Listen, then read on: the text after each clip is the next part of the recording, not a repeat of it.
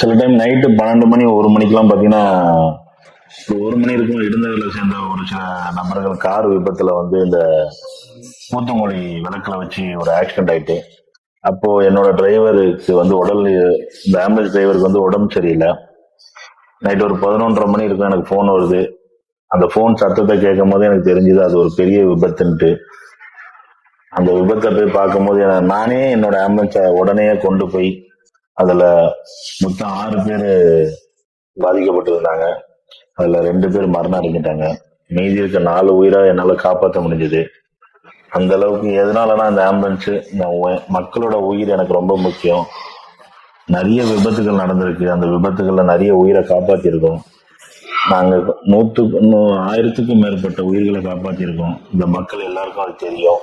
நான் இந்த ஆம்புலன்ஸோட எதுக்காக வச்சிருக்கேன், ஒரு ரூபா காசு வாங்காம இந்த ஆம்புலன்ஸ் சேவையை நான் இது வரைக்கும் 4 வருஷமா நடத்திட்டு இருக்கேன். அதுவும் கலைஞர் அவர்களை நூற்றாண்டுக்காக வேண்டிதான் இந்த ஆம்புலன்ஸ் விட்டு, கலைஞர் மறைந்தாலும் அவர் நினைவுகள் மறையக்கூடாதுன்றதுதான் இந்த ஆம்புலன்ஸ் திட்டத்தை கொண்டு வந்து இந்த மக்களுக்கு பயன்படும்படி நான் இந்த திட்டத்தை தொடங்கினேன்.